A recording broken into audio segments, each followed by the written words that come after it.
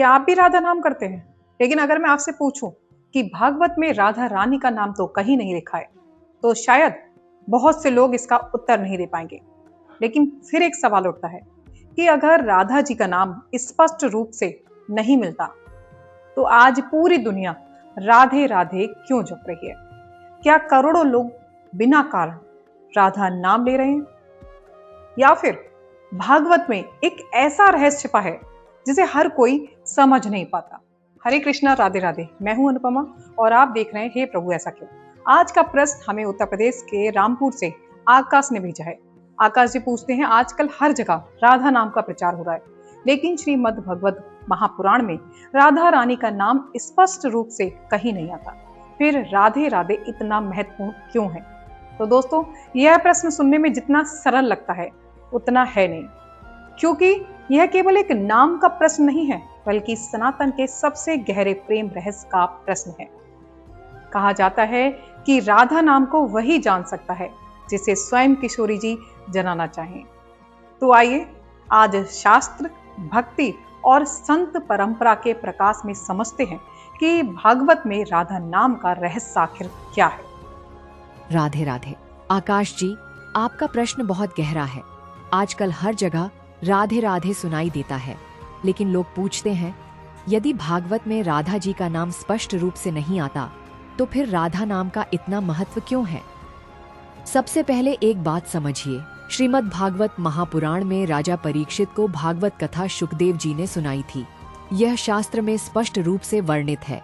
अब भक्ति परंपरा में एक अत्यंत सुंदर मान्यता कही जाती है। कई संत और कथावाचक बताते हैं कि शुकदेव जी पर श्री राधा रानी की विशेष कृपा थी और कुछ परंपराएं उन्हें राधा रानी की शरण में स्थित मानती हैं। इसी मान्यता के आधार पर यह भी कहा जाता है कि सनातन धर्म में गुरु का नाम अत्यंत आदर से लिया जाता है और कई बार गुरु का प्रत्यक्ष नाम न लेकर संकेत रूप में उल्लेख किया जाता है। इसी कारण कुछ संत यह भाव प्रकट करते हैं कि भागवत में राधा रानी का नाम सीधे नहीं लिया गया, बल्कि उन्हें परम प्रिय गोपी, व्रजांगना और गोपियों के माध्यम से संकेत रूप में प्रकट किया गया।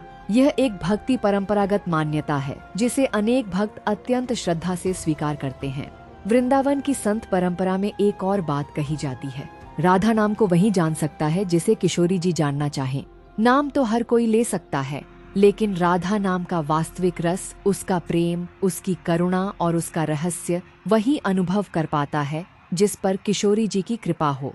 इसीलिए वृंदावन में कहा जाता है, राधा नाम जपना आसान है, लेकिन राधा को जानना आसान नहीं। आज के समय में भी अनेक भक्त पूज्य श्री प्रेमानंद जी महाराज को राधा रानी की कृपा का एक जीवंत उदाहरण मानते हैं। उनका जीवन, उनकी वाणी और राधा नाम में उनका पूर्ण समर्पण लाखों लोगों को वृंदावन और राधा कृष्ण भक्ति की ओर आकर्षित कर रहा है। भक्तों का विश्वास है कि जिस पर किशोरी जी की कृपा होती है, उसके जीवन से केवल शब्द नहीं, प्रेम बोलने लगता है। इसलिए राधा नाम का महत्व केवल इस बात में नहीं कि वह किस ग्रंथ में कितनी बार लिखा है, बल्कि इस बात में है कि उसने करोड़ों लोगों के हृदय में प्रेम, भक्ति और समर्पण जगाया है। राधे राधे।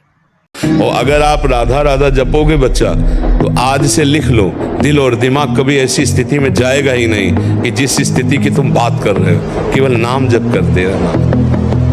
तो दोस्तों, आज की पूरी चर्चा का सार यही है कि राधा नाम केवल एक शब्द नहीं है, बल्कि प्रेम, समर्पण और भक्ति की वह अंतिम अवस्था है जहां भक्त और भगवान के बीच कोई दूरी नहीं रह जाती। इस मान्यता को स्वीकार करें कि राधा नाम को वही जान सकता है जिसे किशोरी जी जनाना चाहें। तो हमें भी अहंकार छोड़कर केवल प्रेम और विनम्रता के साथ उनका स्मरण करना चाहिए। अगर इस वीडियो ने आपके हृदय को छुआ है, तो कमेंट में केवल राधे राधे लिखिए। मैं हूं अनुपमा, आप देख रहे हैं हे प्रभु ऐसा क्यों। मिलते हैं अगले एपिसोड में नए प्रश्न के साथ। अगर आपके पास भी आपका कोई प्रश्न है, तो आप हमें मेल के माध्यम से प्रश्न भेज सकते हैं। हमारी मेल आईडी है thebhaktiwordofficial@gmail.com। हो सकता है आपका प्रश्न अगला हे प्रभु ऐसा क्यों का विषय बने। राधा